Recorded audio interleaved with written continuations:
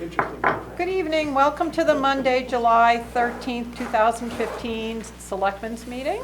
Quick introductions. With us tonight, we have Kelly Bigos, our recording secretary, Tom Wooden, our town manager, and Selectmen Trish Warren, Wendy Wolf, myself, Denise Griffin, Bill Hamblin, and Russ Hoffman.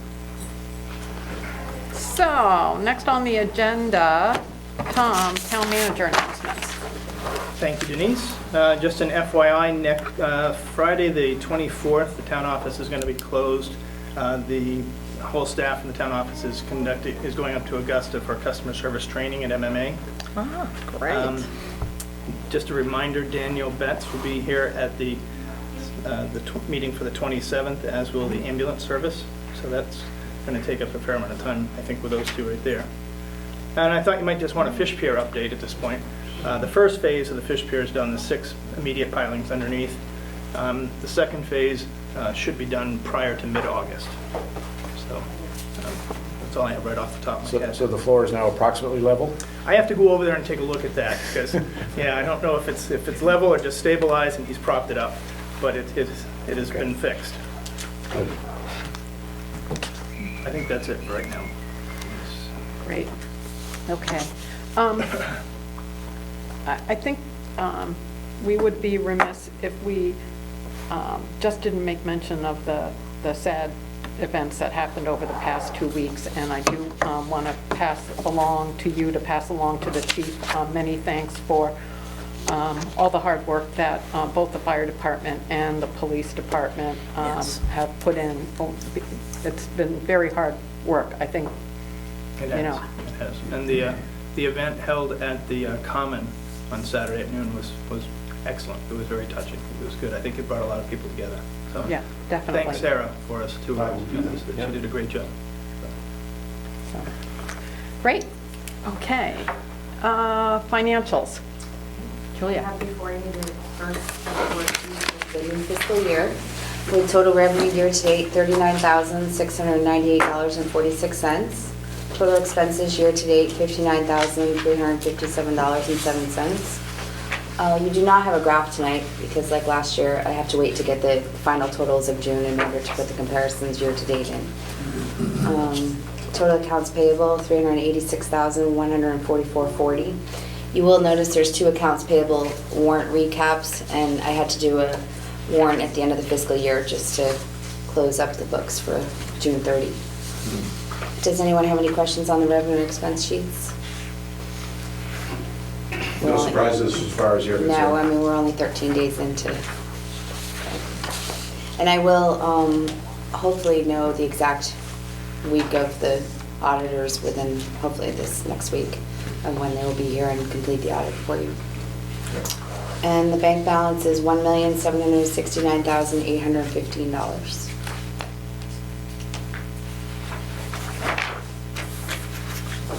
Thank you. Okay, moving on. Approval of the minutes of the last meeting. Do we have a motion? Sure, I'll move that. Second? Okay, any discussion, any amendments? So the only thing I noticed on the first page is that item number 3, and maybe you all emailed about this already, but it says July 20th for the ambulance service, and isn't that It's 27th? the 27th. Yeah, we'll fix that. Yeah. Okay, is that the only amendment required then? Yep, that's all I saw. Okay, great. So all in favor of the minutes with that amendment typo fix? Thank you. Okay, old business, moving on, special amusement rules and procedures. Bill. So we talked about these at the last meeting and thought it would be a good idea to put them out on the website and elsewhere for 2 weeks and let people digest them. I have not had any feedback. I haven't either. So we should either accept them or reject them. Well, I will move to approve them. Okay. Second. Great. Any other discussion? I'd love to know if there's any comment in the public Yeah. though on And- this, so. Anybody in the audience have any? Just to refresh your memories, this is just a set of rules and procedures for the selectmen. It's their in-house rules. It's not an ordinance, which describes how we would react if there are consistent noise complaints in the town. And basically, it's a stage thing. If we get a consistent set of complaints, we would inform the establishment that we've had those complaints and give them an opportunity to work with us and get those reduced. And if that doesn't bear fruit, then we would convene a public hearing to see if their special amusement license should continue or be suspended for a period of time or have other constraints put on it. So it's just a procedure that gives some structure to how we could respond.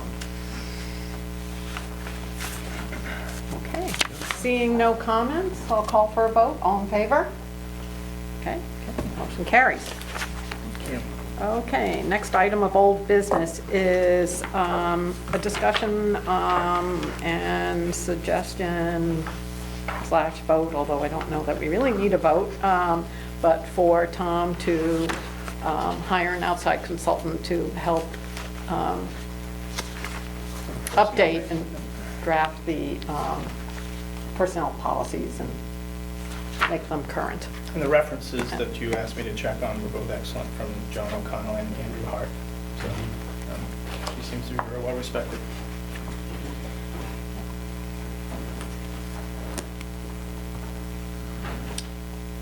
For this price, it seems like a deal. That's, yeah. Yes, I'm very supportive. I don't know if we need a motion, but I'm Well, we should- I don't know that we do supportive for of- the price, but we can to make it We nice should. and formal. I move we accept her proposal to revise our personnel manual. Yeah, I'll second that. Okay, great. Any other discussion? Okay, all in favor? Great. Let us know when she's able to start, Tom. I will, yep. Great. Contact her tomorrow. Okay, so the next item on the agenda is Selectmen's goals. I think we're talking about goals for the coming year. And so I wrote down a few, but who would like to start? On my little very messy list here. I'm happy to start. I think I've discussed this with some of you. I want to appreciate all the folks in the harbor who voted to support the long-range strategic plan. And I feel that one of the selectmen's goals is to look at the long-range strategic plan in depth and see where we can play a role in actually advancing the goals that are spelled out in that long-range strategic plan, so it doesn't sit on the shelf. So I actually would like to propose a goal that at least in one of our monthly meetings, we have some discussions time set aside to talk about each chapter, one chapter at a time, basically. That way we can work our way through it to see if we can define what roles that we might play in implementing some of the priorities of the long-range plan.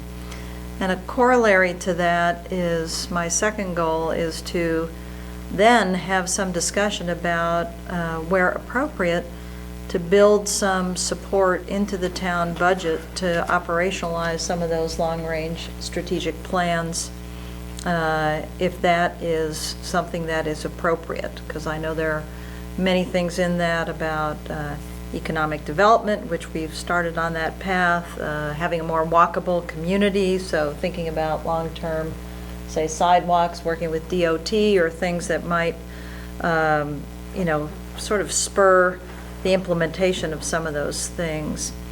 And then the final one is, I have the feeling we're going to embark on our joint economic development discussions if Booth Bay is selected their representatives. So I want to make sure that we, as representing the harbor, have periodic updates and input into that nascent process, so we can make sure that everyone is providing input and getting the benefit out of these early planning stages that will lead to some concrete action steps that will really help us talk about our joint focus on economic development. So those were my three. Great. Thanks. I'll go. Sure, okay. It was a good 3, because they match up with my 3 pretty well. Oh, did you cheat? No, mine is dated 2013. Oh, okay, all right, very good.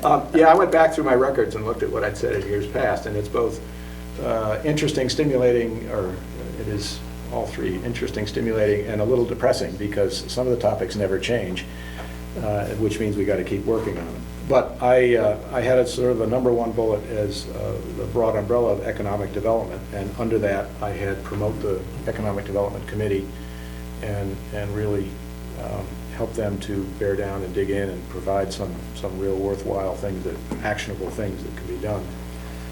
And that's hard. It's hard to do that, and it will need constant attention. And also, really, I grouped under economic development of integrating and implementing results from the comprehensive plan, since many of those items were dealing with economic development and things we need for the region. And then the third sort of subtopic under economic development I had, and this is the one that's a little, it's a little, I don't want to say depressing, but it's one that's been on the list for a long time, and we have some trouble getting some traction on it. But continue to communicate with the business community, and I want to continue and restarts the sort of the regular meetings with the Chamber of Commerce as perhaps a focal point. Because the more we talk together, the more we're able to figure out common things where we can help them and they can help us. And so I'd like to do that. The fish pier, which has been on my list for many years, is off the list. Yay. So we have a Yay. long-term lease, it's being maintained, I think it's in good shape. I did have on my list continuing to work with the Booth Bay Region Ambulance Service. They are our biggest budget, controllable budget item. It's important to the town for a variety of reasons. I think we've made strides with Russ being on their board. We've got better communications than we've had in the past. We are beginning to get, I think, where we need to be, but I think it needs continued work, working with them, not against them, and I think we can do that. I think we've laid the groundwork to do that, and so that was one of my items.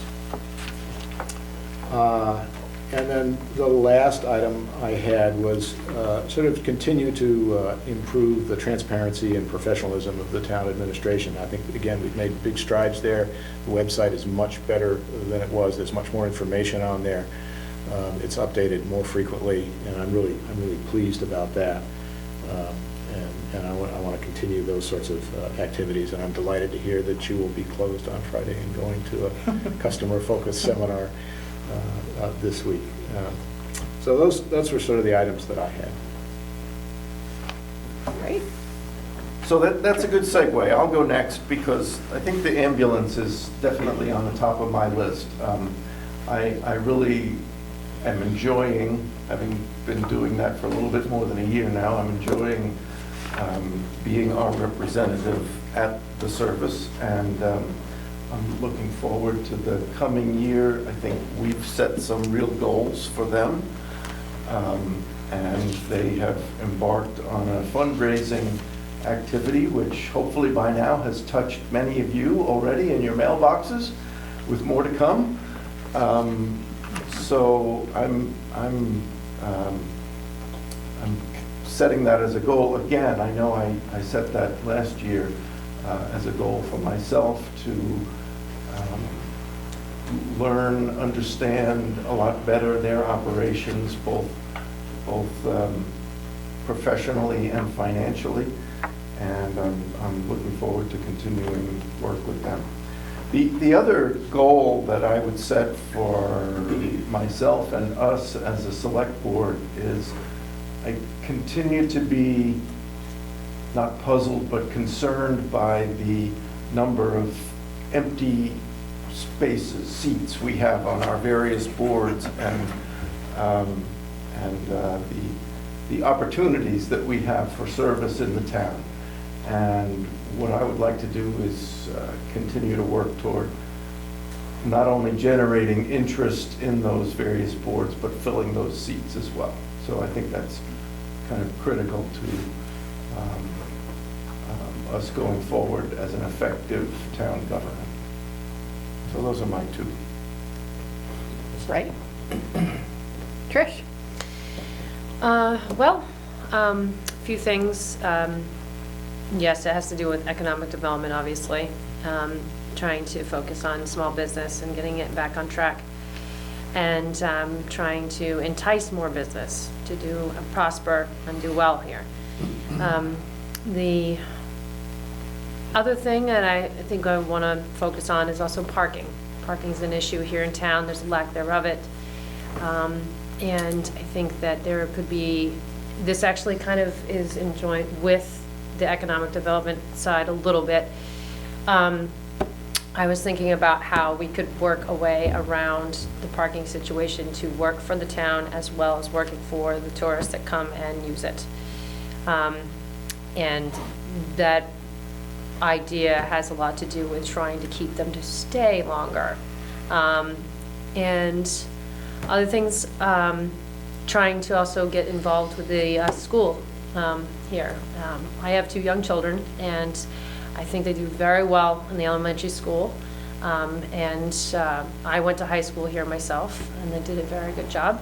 But I think that it is, in general, across the nation, education has taken a dip. And I think that the town needs to get involved in the education system here, working with the school. Trish Campbell is now the new vice principal there. She'll be a huge asset for them. And, and also another thing is the beautification program that they were talking about last meeting, where we were talking about the designing and trying to make that gateway into Boothbay Harbor more enticing and really nice and dressed up. So again, it has a lot to do with economic development, but that's a couple of things. Great. Well, y'all covered my list. I guess with maybe,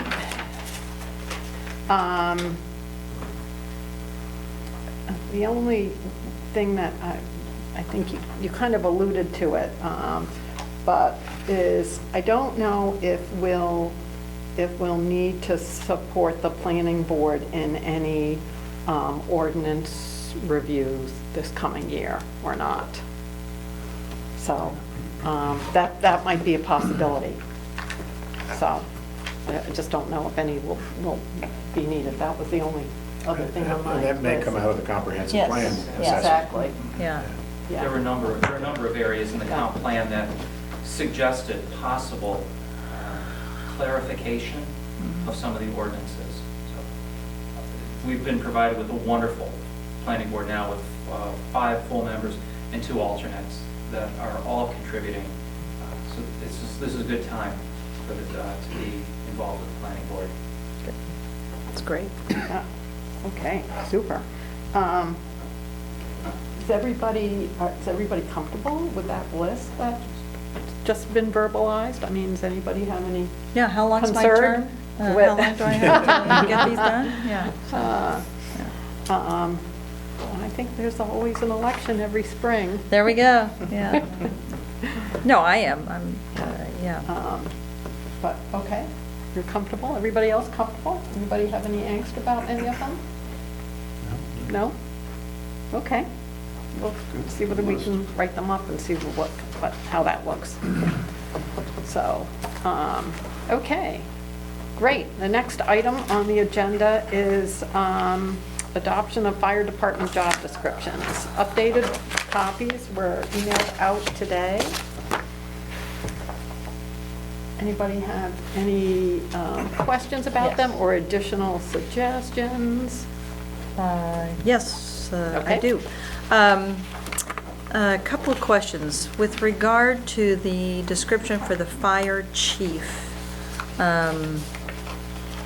all of the fire positions start off with the general expectations, which are kind of consistent across all of the fire department jobs. But I just wanted to make sure we had enough items that recognize the leadership role that the fire chief plays, and it is in the essential functions, but it's kind of funky when you read the general expectations. Work harmoniously and collaboratively as a member of the team, which is very important for the fire chief, but they actually are sort of the lead of the team and accept shared responsibility. So there's some disconnect with general expectations and the role of being the fire chief in particular that doesn't emphasize sort of their leadership role as the leader of the firefighting team.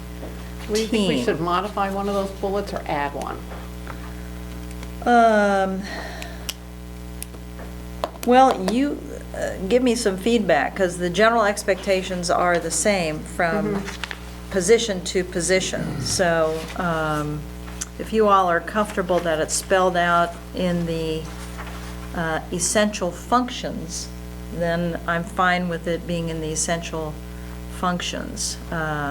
It says oversee day-to-day operations and responsibilities, but one of the things I feel the fire chief does is they are the team leader.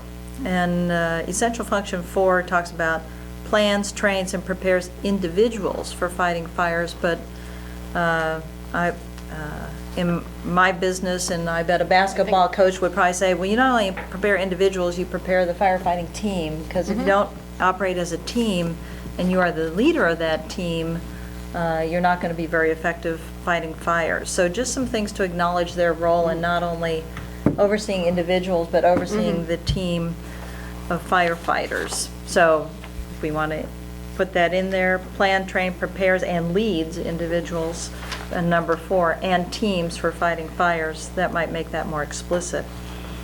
The other thing for the chief in particular is number 15. It says oversees interviewing, selecting, scheduling, assigning, disciplining, training, and development, but there's nothing in there about performance review.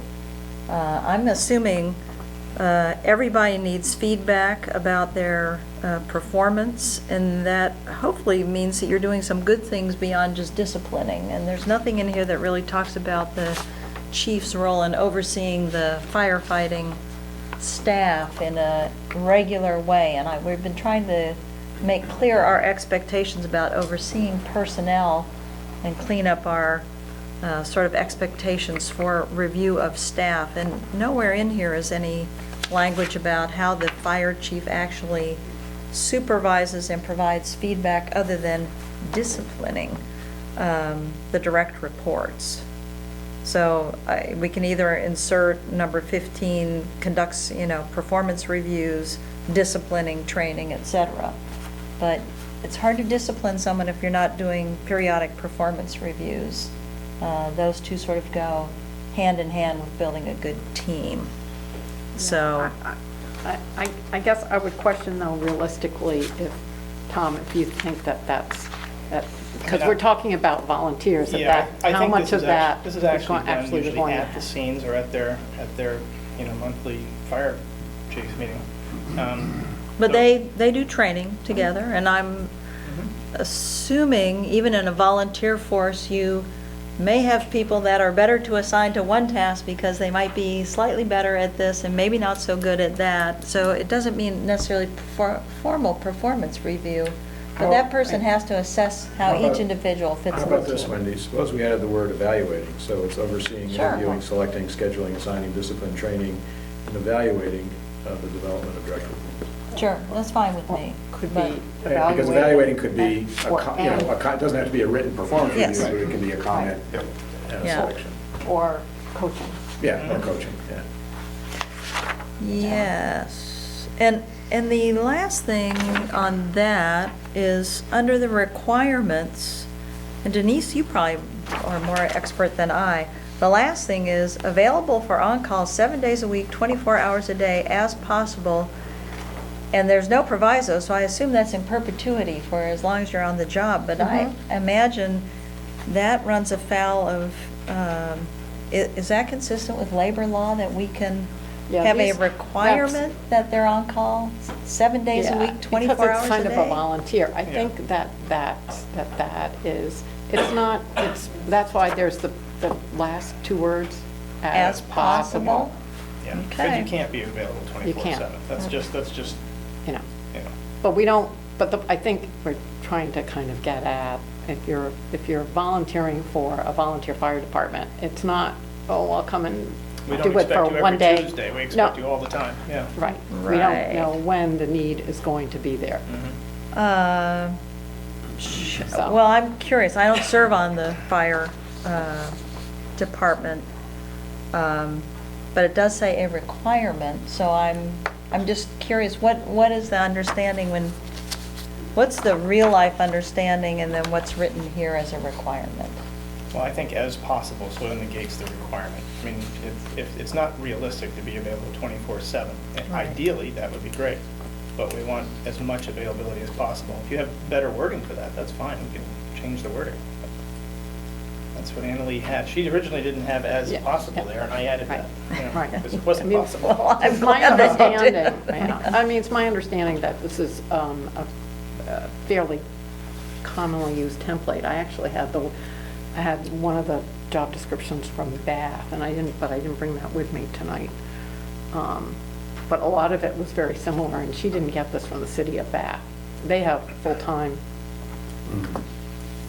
Well, perhaps we can work on some language, but perhaps it's better to not make that requirement, but rather to say, you know, this job requires on-call duty to be available for emergencies 7 days a week, 24 hours a day as possible, saying the job requirement is such, and not that we're expecting for the position that that person be available constantly. Yeah, that would work. Yeah, That would work. yeah. I'm not Okay, quite what- done yet, so, let me see. So are you gonna send me what the wording was there, because I didn't get it. Sure, I on can there. give that to you afterwards. Okay. For the first assistant fire chief, and Bill, you may have pointed this out on your note, I just can't recall. For number 10, it says assumes responsibility of the fire chief and the first assistant fire chief, which this is the first assistant Yeah, I fire think chief. that got So changed. did you catch that already? Okay. Oh, well, I know that she said something got changed in number 10, but I could see. Did you print out? It was number 10. Yeah, this is the new, so the second is okay. Yeah, the second is okay, but the first says the first is ready to step in when the chief and the first are unavailable. So it's sort of redundant. So I think those were the things that jumped out at me. So, and Tom, I'm happy to scribble that Sure. down and give that to you Just afterwards. for that one, I get the others. Yeah, okay, great.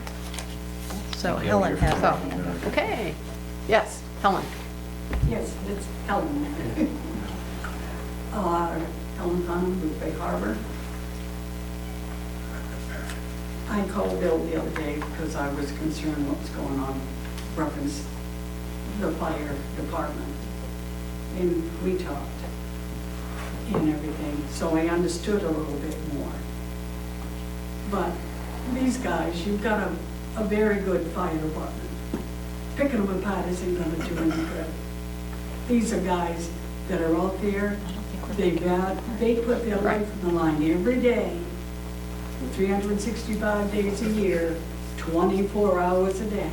Right, It but we're not doesn't talking matter. about any particular person right now. We're just talking Helen. about having job descriptions for all the Yes, town but jobs. I'm questioning why all of a sudden are we questioning how it is being run?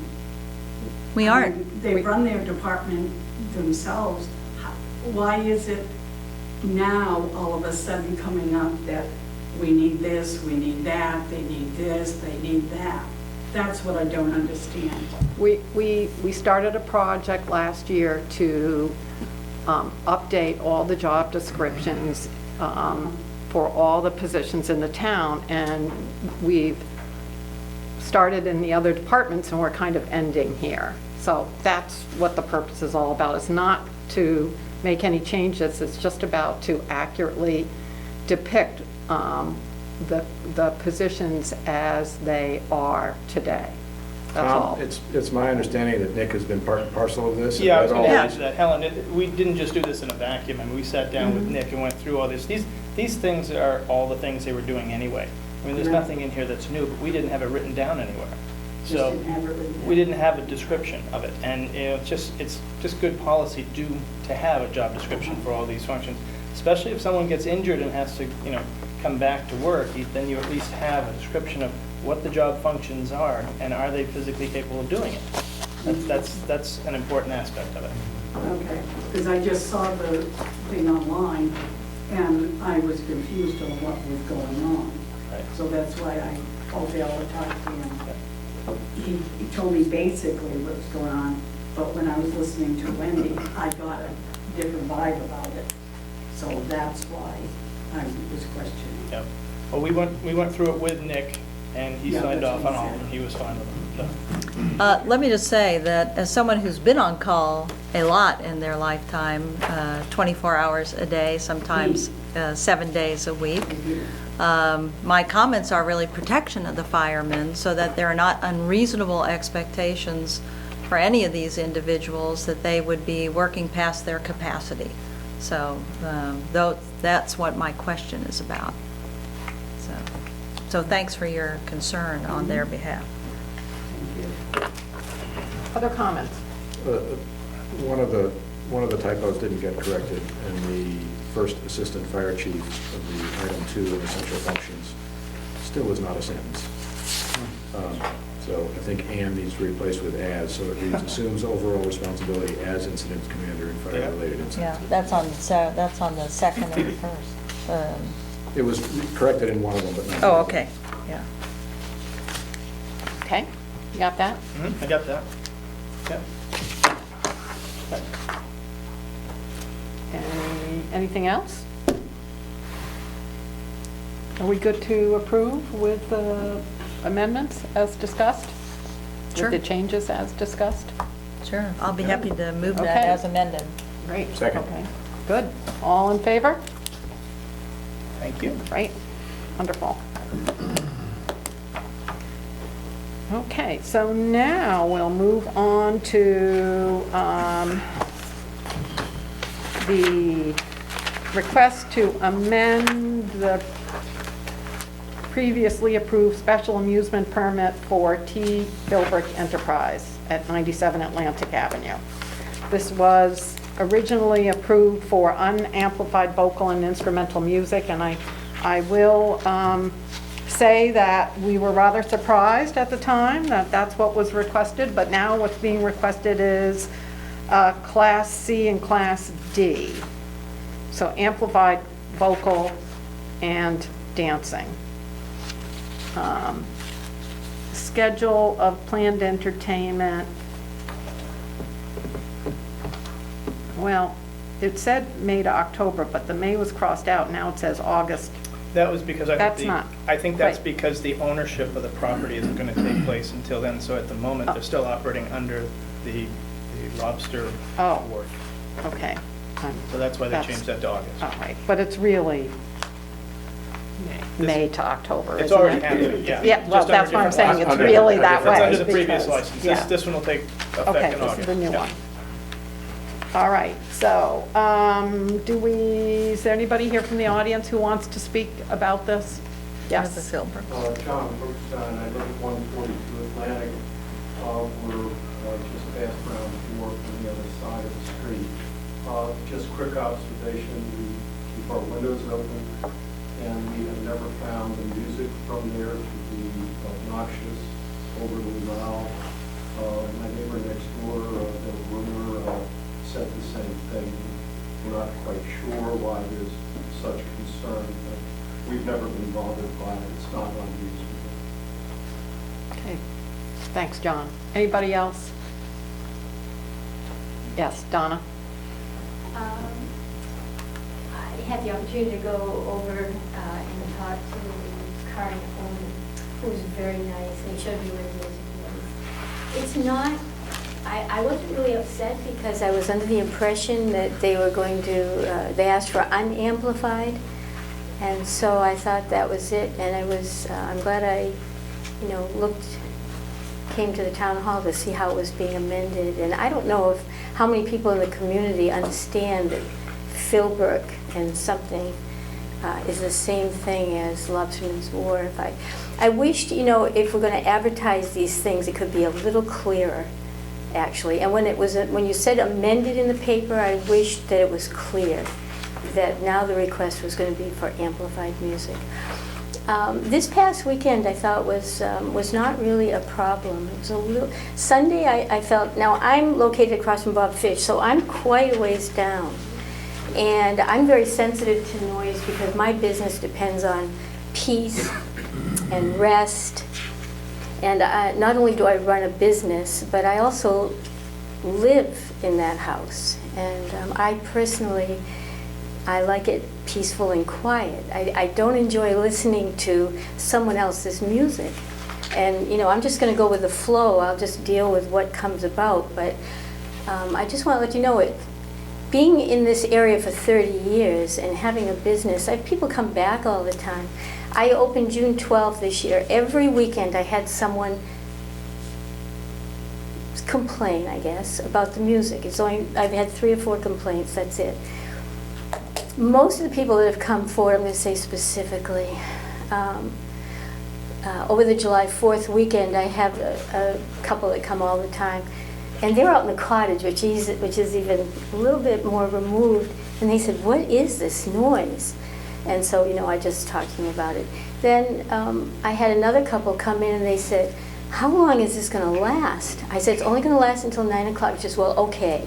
You know, we'll deal with it until 9. But I mean, I had a customer Sunday. Now, I'm sorry that there's a request for amplified music on Sunday. If there's one day that we could enjoy peace on the east side, I would like it to be Sunday. You know, because that's the way I am. It's in reverence. I mean, people come to this area because they want peace, I think. I mean, that's the clientele I get.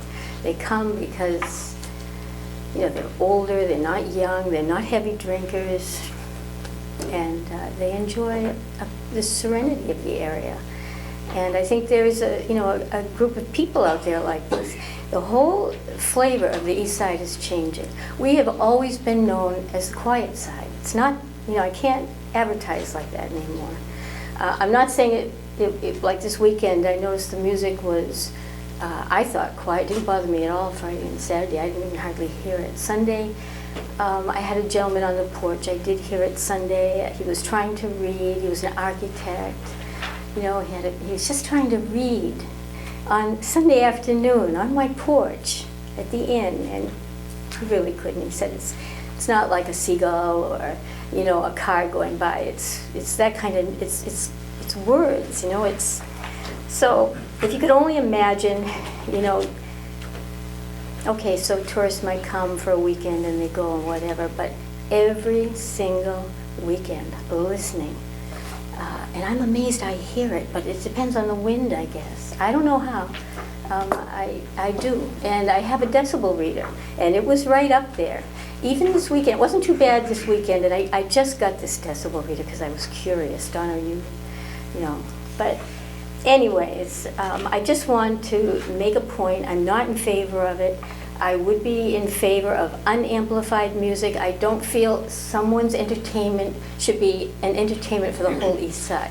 I think entertainment should be confined to the property, and I think it's very unfair that other residents and other businesses have to listen to someone else's choice of music, you know, whenever they choose to do it. So that's all I have to say. I wanted to say it because I think it's something you have to consider. What kind of image are we going to have for Boothbay Harbor? Is it a place people can come and you know, have some peace? You know, there's a church right next to me. I think on Sunday, if at least on Sunday not have amplified music, I think it's disrespectful, actually.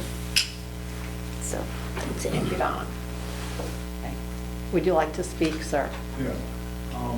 My name is Tom Pelwick. This is my wife Susan, and we're the people that are in the process of trying to purchase the Boothbay Lobster Wharf.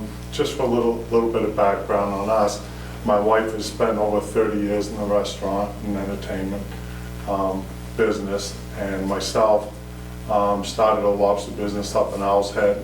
We were in that for 17 years, buying lobsters wholesale.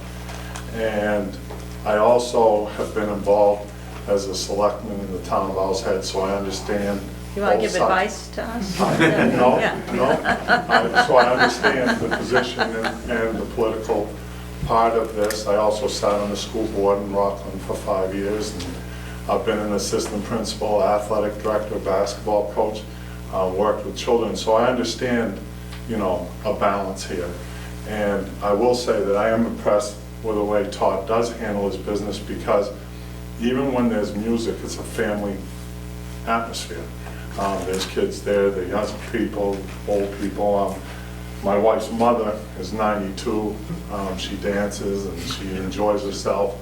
So I look at it and I understand there's other businesses and atmospheres in the with but I see a real positive influence down there, and we do try, and Todd has, to stay local with the bands, and a lot of local people are coming down. So I enjoy seeing that, because I see that, like the wharf I had in Owl's Head, that people identify with the wharf, and coming in, they have all kinds of stories and connections to that business when it was the co-op. So I'm hoping that we can be given the same opportunity that everybody else is in town, and abide by the ordinances and stay within the legalities of running a business. We're not looking for a bar atmosphere. That isn't what is trying to be achieved, and has not been achieved in the 10 years that Todd's had the business. So hopefully we can continue on with what has been going on for many years. It sounds like to me, and some of the people I've talked to and have the opportunity, because it's a big part of that business. And we're just hoping that we can continue on. Thank you. Great. Anybody else? Yes.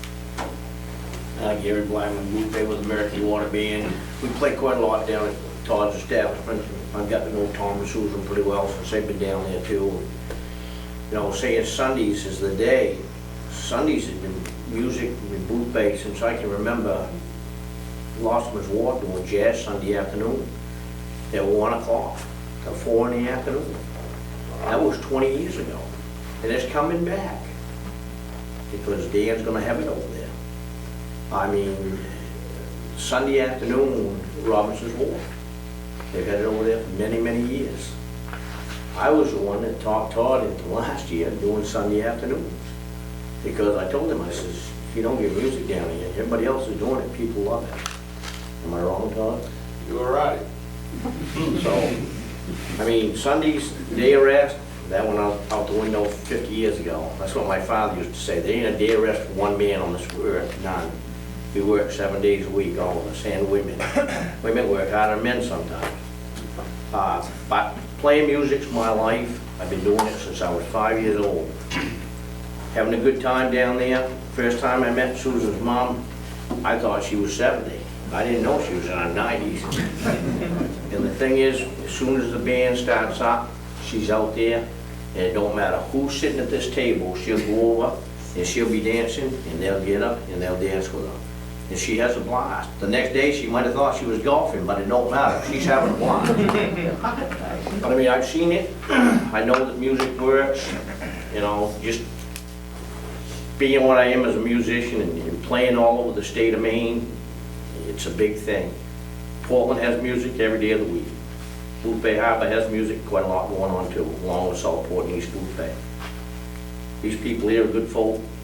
I think you ought to, you already said once to Todd to have the permit, let him do his thing.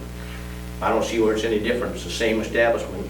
I already voted yes once, so I don't see what the big deal is. Let them have their permits, have at, have a good time. Thank you. Great. Any more discussion up here?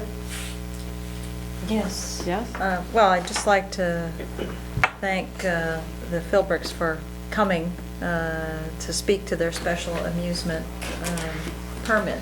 It's very refreshing to have you here to speak on your own behalf, so thank you. Right. Are we all ready to vote on this then? Sure. Yep. Okay. Do we have a motion? Sure, I'll move to approve the special amusement license as amended. Okay. As amended. All right. All in favor? Great. So approved. And I'll just remind you to please make sure you are aware of what the ordinance does say, and when you're playing amplified music, because there is a time change and decibel change at 6 PM. Okay, so please make sure you're aware of that. Great.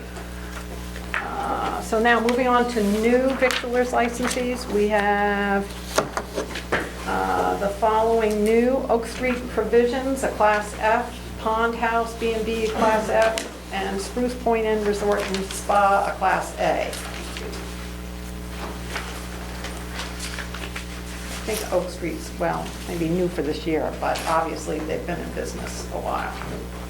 It's a timing thing. Timing, yeah. I move we take these as a group. Okay, Fine. great, all in favor of taking them as a group? Okay, I move we approve. do I have a second? Second. Any discussion? Just question. On Oak Street Provisions, I'm just curious, their hours of operation says 2, T-O. What are their hours of operation? At least my I think- copy says Yeah. 2. So I does think- yours. I Well, think, yeah, the intent was something to something. Yeah, that's Yeah. that's the way the form is set up, and they're supposed to put their hours from yeah, this to oh, that. they're, to the best of my knowledge, they're 10 to 6, unless they've changed, but that's, and 7 days a week in the summer. Well, actually, I think all year round. Yeah. Great, so. if they could speak to that and amend that, because all the others specify their hours of operation, so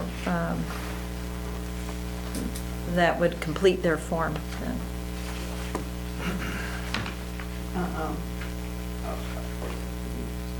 Okay, I think we had, did we not have an emotion on, do we have a motion on the Yes, floor? yes, and I asked Okay, to so clarify just, yeah.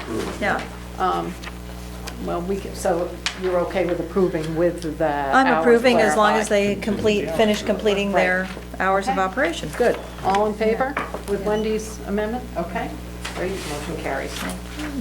All right, and then lastly, we have a renewal for the Carousel Music Theater. For malt, spiritus, and Venus. So, do I hear a motion Move that we approve. for that class one? Second. Okay, any discussion? All in favor? Okay. Great, those are done. All right, Tom, do you have an update on emergency management memorandum of agreement? Yep, I sure Between do. the towns? Yep, I think it was about 10 days or so ago. I met with Dan Breyer and Jerry Gamage and Dickie Spofford and Scott Campbell to talk about the EMA position that's been vacant down here, primarily the regional EMA position that's been vacant down here since Scott took another job. And Scott is now, actually his duties have changed and he's actually able and willing to come back as that regional EMA director and do that for a few more years. Doesn't mean he'll be here, indefinitely. But he has agreed to do the exact same job function that he was doing. Both Southport and Booth Bay have agreed to split the cost 3 ways, as we did before. I think I sent you a copy of the agreement. This is the exact same one we signed in 2010, except it's changed some dates. Other than that, it's only changed a couple of names in the signature page. And it would still operate out of the upstairs of the Public Works facility, as it did before. And I would just ask the board to agree to this memorandum of agreement, and at least for the short term, the next couple of years, we'll have that regional EMA position filled. I think that's good news. I think that's very good news. It is good news. So the cost sharing formula is equal, It's a third for each one. a third for third? Yep. And that power is set in the committee, so that's you and town managers and... Right. And fortunately, we have, all 3 towns have actually budgeted for EMA, even though we didn't have it set up at the moment. And it looks like we have very close, if not enough, to cover our third of what they project for the next year. So I'm happy with that. Good. So I have a question. Yeah, go ahead. So this seems to be my day for employee performance evaluations. On page 1, under the EMD oversight, the second sentence says, "The powers and responsibilities of the committee shall include the hiring and disciplining of the EMD." But again, there's no language about annual staff performance evaluations or evaluations. So I think this needs to be amended to indicate that there is going to be some way to review staff periodically for their performance, beside just disciplining, but actually complimenting them when they might actually do good things. Let me see. Similarly, under the, we have number 7, the annual review of the need for the EMD position. But Tom, I just put a note in, since this is a staff person, we probably at least should have an agreement, and I'm not necessarily saying it needs to be in this document, about will the committee be the one to evaluate the performance of the EMD? Will that be deferred to you as the sort of central individual overseeing? That's unclear to me, but that is important for that person to know who is their line authority and how will they be reviewed on an annual basis. So I think that needs to be agreed upon before we sign the agreement. So. Could I ask that the board approve this with those changes? Because I know Booth Bay's already signed theirs, and so has Southport. So they're going to be fine with whatever we come up with. They're just as happy as you and I are that the position's filled. So those changes are not going to be a deal breaker. It's fine. That works for me. Yeah, that would be, will save us a lot of time. Right. Okay, Yeah. thank you. Okay. So we have a motion to approve with those changes? I move we approve this agreement incorporating the changes discussed. Okay, second? Yeah. Okay, good. All in favor? Yeah. Thank you. Great. Good. Okay, moving on, public forum. And I know that Mary Ellen and Tony have come to speak at public forum. Thank you very much. I don't know why everyone's so shy tonight, but, so my name is Mary Ellen Barnes. I work with the Lincoln County Regional Planning Commission, and I'm part of a team including, hang on a second, including Michelle Davis from the Chamber and, Michelle Davis from the Chamber and Tony and people from Newcastle and Damascata. And so we're part of the Train and Trolley Committee, and we're here tonight. I appreciate you allowing us to discuss this, which would normally be a regular agenda item. Let's see, I have a few extras here, so we're here to talk about the trolley. There's notes. The 2-page summary is a little bit of summary from a couple years, from last year, of the service that we ran. Oops, I'll be in front of this. That we ran in July and August and September, and this year we're proposing a few changes to it. I'm not sure where is the best place to discuss things. Not sure if my voice carries, so if you don't mind, I'll just stand up here for a little bit. So we are, the trolley started a couple weeks ago, and I realized that we are past your budget, normal budget year, but I'm asking if you would consider contributions to support the trolley this year. And I'll just give you a few highlights. Last year, as you know, this is the second year. Last year was the pilot year, experimental year, where we provided connections with the Main Eastern Railroad and Amtrak to the trolley into Newcastle, Damascata, and then down here. This year, there were logistical issues with that, as you can imagine. As a traveler, the trains don't always run on time, and as we were trying to do really provide a customer-friendly service to Newcastle, Damascata, and Booth Bay Harbor, it became a challenge as Amtrak and the Eastern Railroad were late. 90% of that was tied to track repairs. So we kept in good communication between the trolley and Booth Bay Harbor Chamber and dealt with it as we could. And this year, the short story is that everyone's trying to tweak their service, and Maine Eastern Railroad is running a different schedule. It's really running only a Saturday and Sunday schedule for a very short period of time. And so we have disconnected a bit from that. We're not tied to that. Though, if you look at the schedule, the time to get to and depart from Newcastle is tied to one of the Maine Eastern Railroad's northbound and then southbound trains on Saturday and Sunday. They are not running on Friday. This year, a change that we're making is we're getting people down into the harbor. So we'll be stopping in front of Rail Park. And the other change that reflects what we saw as ridership last year was Sundays were a little slow. So we've decided to try to connect this peninsula with the Pemaquid Peninsula, and we're offering an excursion to the lighthouse and Colonial Pemaquid on Sundays only.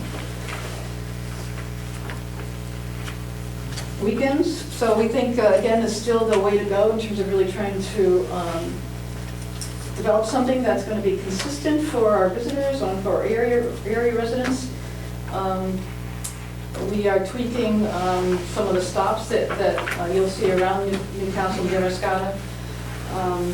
And the partnership down in the Bristol Peninsula is sort of gradually growing. They've got a lot of public activities down there, and we're trying to make sure that the trolley intersects with Old Bristol Days and some of the other events down there well. So that's sort of a new set of relationships that we're working on. So, can I ask some questions? Absolutely. So last year, which was the first year, can you tell us what the ridership volume was and how that compared to what the goal was setting out? Well, the ridership was about 783. I mean, that's based on an estimate of a fairly good counting on some days and then estimates on other days, but it was 783. I'm not sure what our expectations were. We wanted to get the service up. We wanted to run well and consistently. We wanted to make sure that everyone that wanted to get off the train and wanted to get down to Booth Bay Harbor was able to do that. And that people were able to, sometimes if they missed the rock tide, because we were trying to time it in a way that the visitors that got off, riders that got off at the chamber office could actually hop on the rock tide to get further. And a couple times, for one reason or another, that wasn't able to be to take place, so we actually got the trolley into the downtown, wherever the destination was.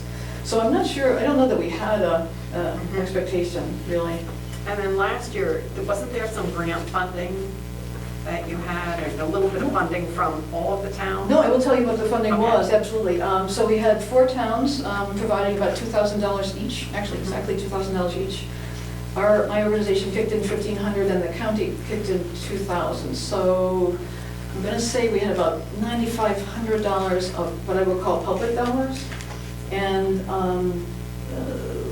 my math, maybe $23,000 of private.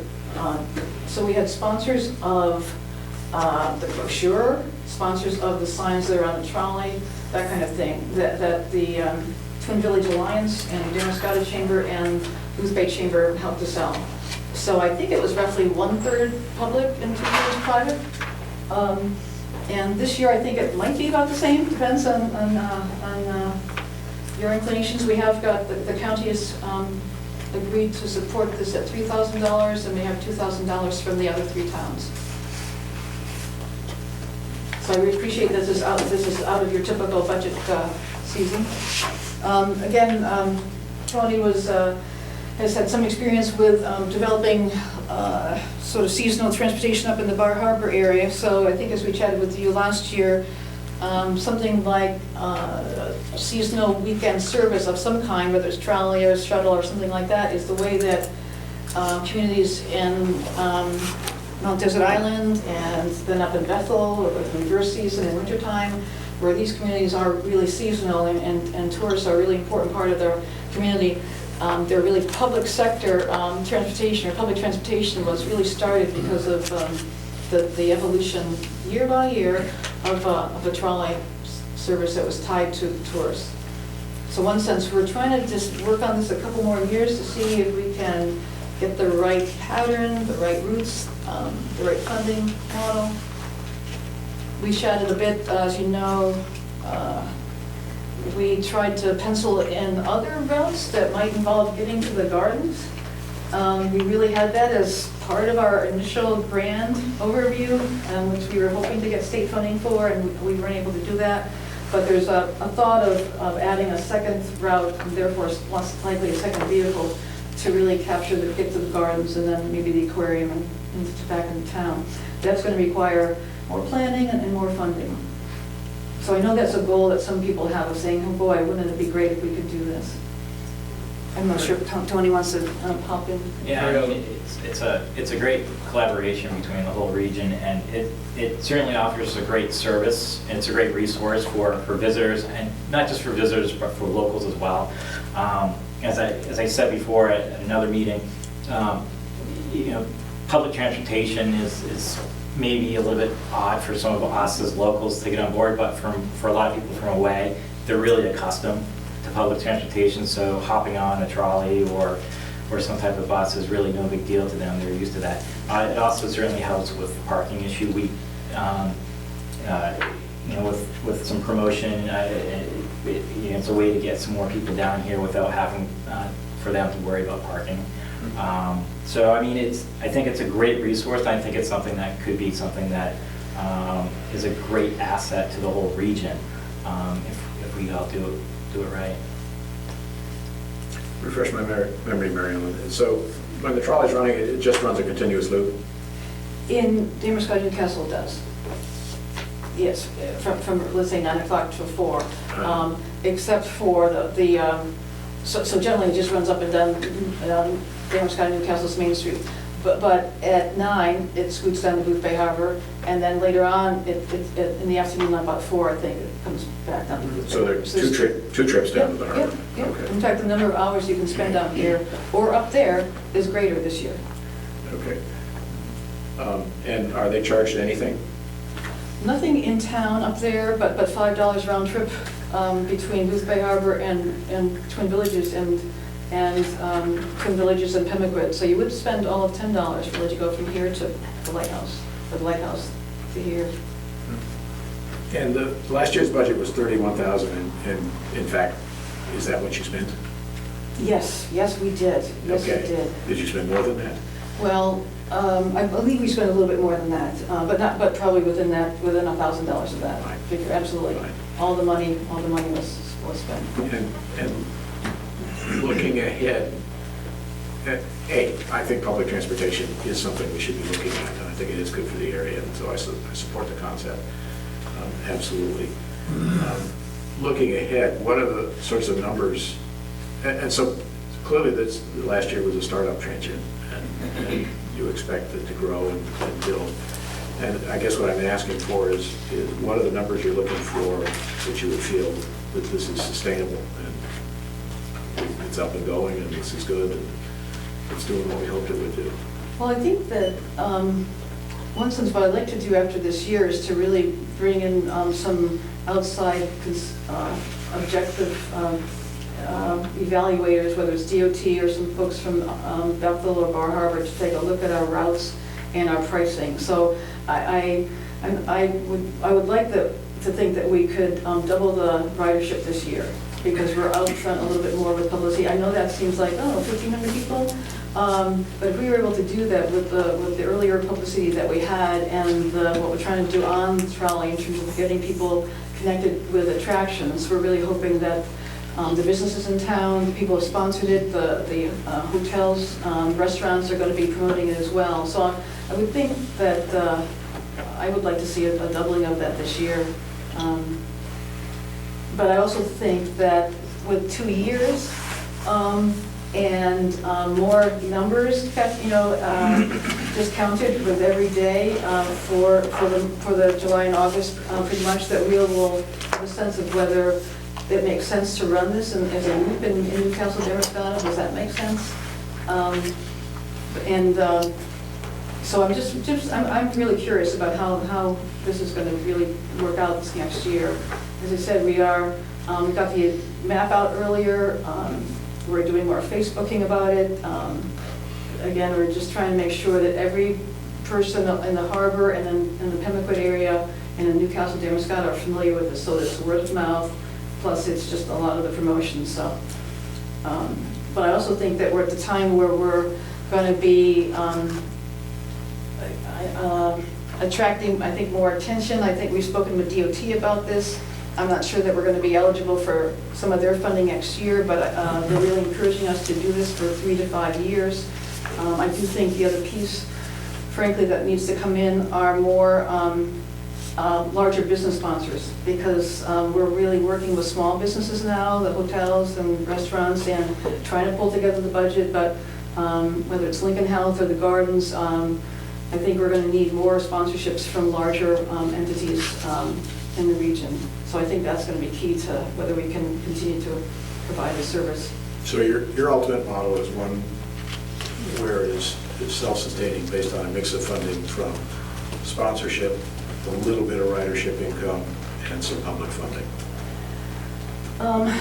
Yes, so self-sustaining is if you look at all these other bus systems in Brunswick or Portland or MDI, they're all made up of federal, state, local, and local by business and major employer and some town contributions. So I'm not saying that we're there now, but when you begin to tap into federal and state money, there's a match that's required. It's 80-20 for operating and 50-50 for capital. So those 20 and 50% still needs to be paid for by a mix of local businesses and municipalities. And it really varies. One major company up NDI Way, LOB, certainly kicks in a bit to the Island Explorer, but I don't think they're the only one. They're not the only ones. Bean is the major corporate sponsor. So Some people think that's the Bean buses. Right. So there's different models, but anything that really gets serious and consistent and then wants to really be in line for federal and state money is still going to be looking for partnerships, sponsorships locally. Was there any income from fairs last year? Yes, I You do. didn't mention any Yes. here. Can I build on your question, Russ? Because I think one thing would be very helpful for me to actually see some budget figures, like where did all the revenue come from? Where were the donation sources? What was income from ridership first year? Where are you having revenue this year?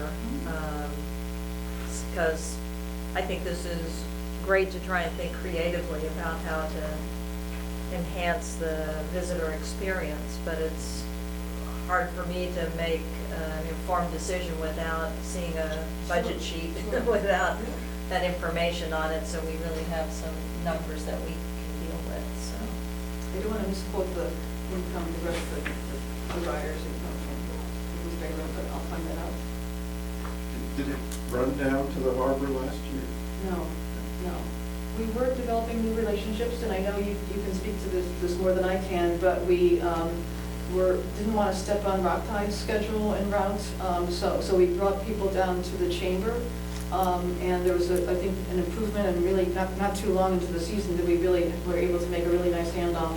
If people wanted to go down to the harbor, they were able to hop on the Rock Tide. So this 783 doesn't include any of the ridership to the harbor?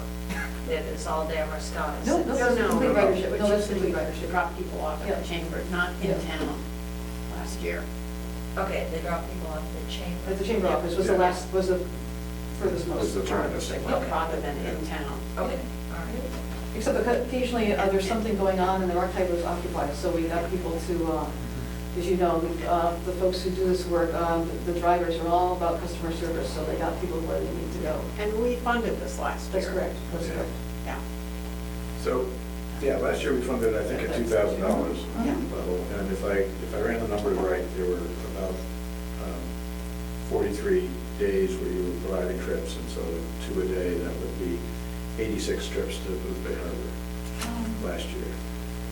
Admittedly, some of them in September may have been sparse.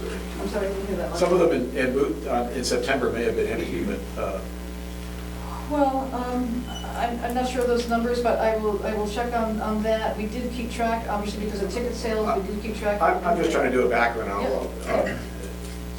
If you know, according to what you said here, you had 43 trolley days spread between July, August, and September.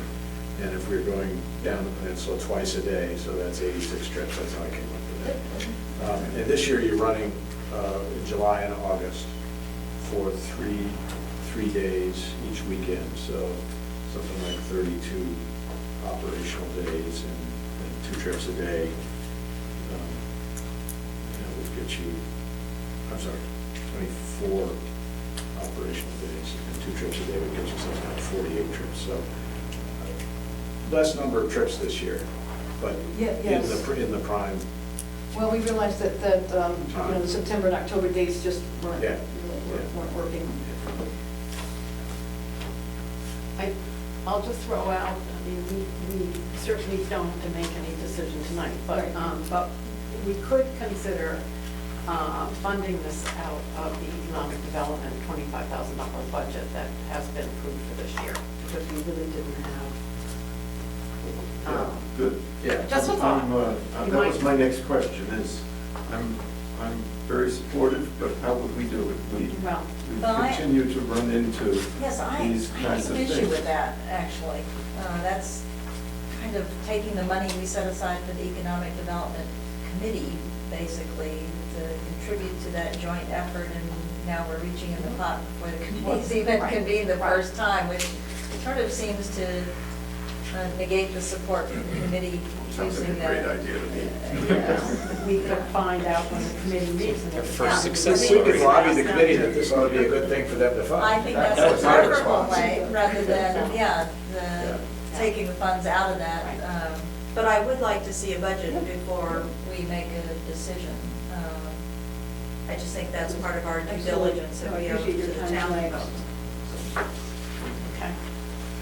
Great, so you'll get us some more information. Yes, I will. On that line. And Tom, can you follow up with Buffet, and I think that's who we're waiting for, right? Yeah, we're waiting actually just for a date, aren't we? I think they're Yeah. members. Yeah, they have Yeah. been their members. We haven't got a date yet. I So- thought we were signing I thought the email you said that we were signing, that they were signing it today or something. I think they were supposed to approve it at their last meeting, and then we were just waiting to hear. We're just from them. really waiting for dates. Yeah, we're just waiting for dates. The approval's been done. Okay. Right. And I think actually we're just going to re-sign. Just I make have sure to- it's all in the same document, that's all. Right. And that the names were correct in the document, but that was just a minor item, so. So I'll get the We're all information set. for Tom for the budget. Thank you very much. Thank you. Thanks, Mary Ellen. Yeah, Mary Ellen, do you think you could have that, email us that information within the next 2 weeks Yeah, before our next absolutely. meeting? Well, we'll have her information before the next meeting, but We'll give it a we don't know shot. when the economic development group is going to meet. No, but we could send a recommendation to Oh, the I see committee. what you're saying, sure. Yeah. Sure. So. Great. Okay, good. Thank you. Any other public forum items? Helen, briefly. First night, before we came tonight, took a stroll around town in the car. And it's unbelievable. All the shops are closed. We found 4 that were actually open. And there was, and I'm joking, I don't know if they were families that just got out from supper or what, but there was a whole line of people on the avenue, and they had their little bags with them and stuff. Just folded it up. There was no place to shop. What's going on around town? The people, if they want business, why aren't they open a little while later than 5 or 4:30 in the afternoon? If they want business, why aren't they open? And is there any way that anything can be generated to let them know it benefits them, they get more money and better finances, and the people that come here to shop or are here on the bus tour or at our local motel or whatever, what are we doing? Everybody closes up and rolls the sidewalks up. I'm used to that up in Aroostook, but not down here. Interesting observation, and probably That's it. timely since the executive director of the chamber is in the audience. So I'm sure he'll be happy to take that back to Okay. his membership. And I've had conversations with some businesses, and I'm in agreement with you. It would be great to have some businesses open later. Thank you. Certainly. Thank you for letting me speak briefly. Okay, thank you. Yes. I don't want to cut anybody else if there's other public comment. And I just want to ask a question. Mike, are you perched on your seat? Michael, that's something I to am. say. Wait till you get up. I will be brief. As anyone that knows me, that's a laugh. I'm sorry. No, just very quickly. A couple of weeks ago, we talked about, and there's been continuing discussion about the former basketball or tennis court sites. And since then, I've had some conversations with Don Layton, who's a friend and client of mine. You may know him, he's a landscape architect that's done a lot of work over at the Botanical Gardens and other places in town. And Don and I wanted to offer some additional comments, something for you to look at and consider as you continue to develop the concept for those tennis courts in that area. So to that end, I had promised to share some information, and these are just some general renderings. One of the reasons why they're not going to be larger is because the stores at the Meadow Mall were closed because of a CMP issue. So if you just want to pass those out, that's off of my printer. But this is a rendering that Don and I have come up with, and this is just a bit of a larger version of it. Apologize for being right on the microphone. You had talked about basketball courts or other. This rendition shows areas of gathering for people, for individuals. It's an area that's bounded by landscaping. It shows a focal point of a possible flagpole. Respect for the Blue Star Memorial that's on the side, for the Al Sherman Memorial. Walkway and access to invite people coming down Emery Lane to come in, and also areas from the street, and sort of a broad sweeping area. The idea or the concept here is to be able to provide the visual gateway, and I was really encouraged to hear everyone talk about their economic development or walkability or beautification in their plans, and this is just a concept of what it could possibly be. Don's offered his services pro bono, and I know you guys are working with Danielle and over at Knickerbocker. And so again, this is just something to serve as a point of conversation. If you're going to have if there is a need, determine that there is a need for a type of court, then it can be looked at as maybe a utility or sport court that can do a variety of things: shuffleboard, pickleball, badminton, or things that we don't even necessarily know. It doesn't just have to be limited to particular basketball. But I've spoken and shared this concept and these ideas with individuals like Joe Palello of the Spruce Point Inn, and Bob Boyd, who was instrumental in helping to do Whale Park a number of years ago. He works with the nursery, Coastal Bay Region Greenhouse. That's it, thank you. Sorry for that plug. And I've also talked to Dan Breyer, and the idea is, since we're close and on the terminus of the plan for the walkway and the sidewalk up to Booth Bay, this may be a concept that helps to tie it in, helps to improve walkability. I know that there's meetings, I think it's this coming Thursday with Booth Bay, talking about the possible further development of Clifford Park and some ideas that may be going on up there. I know there's discussion about having a dog park there. There may be other activities, ball fields, and things like that.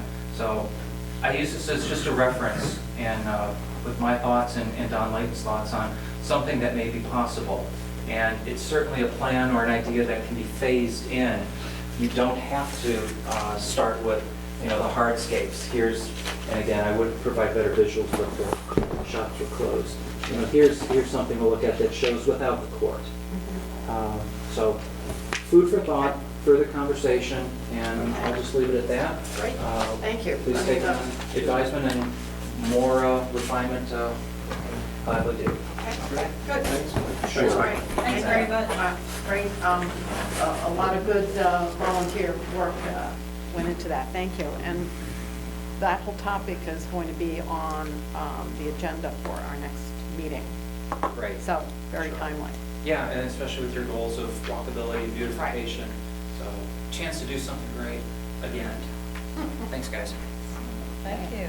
Oh, well, Tony or Mary Ellen were here. I know that, this is something that, we resonate with them. Mary Ellen from being part of our Chapter 1 of the future land use, talking about Route 27, and Tony from the economic development standpoint, if either wanted to offer comments. Yeah, I mean, it's important, so, I mean, anything that we can do to make sure that when people come into town, that they're welcomed and it looks nice. I mean, I think we're all in agreement with that, so. Definitely. So Okay. my question actually goes right to this little area here right now. Tom, I was just gonna ask, the beautification of that area has deteriorated significantly because there are a whole bunch of foldable Make a decision, tables. will you? No, there are a whole bunch of like Signs. foldable tables that have been discarded in that Tables. area. I Yeah. know there's a sign, but I don't know if it's a Sign. table. There's a sign that says Hebert Construction, Yeah, which I that's- thought, that's- what's that, in that on town That's for the land? project that's going on at St. Anne's Village. Yeah. They asked me Okay. to put that out, and I said, yeah, And- just temporarily. And then there are a bunch of, like, collapsible tables that are all thrown on the grass. There are like 5 or 6 of them I think upside that down. might be left over from that yard sale that they did. Yeah, it's not ours. They did Well- that yard sale for the That was the gap school's program. yard sale they did on the weekend. Yeah. Yeah, well, it's kind of ugly. I don't know who's responsible for Tom Dewey. cleaning it up. Tom Dewey was in charge, so he Okay. did one. Yeah, but you walk by there, it's certainly going in the reverse direction right now, other than beautification. So I'll let you know if it's not cleaned up tomorrow when I drive by, and we can contact Tom Dewey and get him to take those away, because it looks trashy, frankly. So, thanks, that's fine. Okay, good. I want to just, circle back around to the EMA discussion. We should vote to appoint Scott Campbell as the new regional EMA director. So just so that we officially have that. So moved. Second. So, good. All in favor? Thank you. So that we have that appointment all official. Great, thank you. Okay, can I have a motion to approve the warrants? So moved. All in favor? Okay, approve the warrants upon review. Did you want to pick dates yet for the investment RFPs? Or we were talking about doing it Yeah, we before should a do meeting. that. Yeah, why don't Yeah. we do that before we go in executive Yeah, we session? were talking about doing it before a meeting. I don't know which one you want to do it. Well, sounds like next week we're kind of booked. I was suggesting the first meeting in August, possibly either meeting with the two organizations that replied, either at 6 or 6:30 or at 7, really doesn't matter. I don't think we need more than half an hour or 45 minutes to meet once. Let's say half an hour. I would say you can get them here at 6 and ask them No. to keep it brief. Hopefully start relatively close on time. Right. Because if we run over, we'll be So waiting. right. But that meeting will be, that workshop time will be open to the public, that'll be That's an open fine. meeting, I yeah. don't have a problem with people showing up They can sit down. and wait and listen, and maybe learn something. That's fine with me. So the- Which so the time? 10th? 6 p.m. on the 6 PM on the 10th? Yeah, do the majority of us feel that we can make that? Like, Yeah, okay. Russ, and then if you can, great, and if you can't, we'll, when you can get here, we'll, okay, great, so 6 PM on August 10th, I guess the date is. Do we have those proposals? You do. Yeah. They were- Email? Yep. Yep. So, okay. And do we want an executive session tonight I'd like to have a brief one. to discuss Personnel issues, and policies? personnel policies. Okay, great. So moved, under section, Under MRSA, section 405-6A. great. Okay, all in favor of going into executive session? Okay, so we're going in at, well, when people clear the room at 8:28.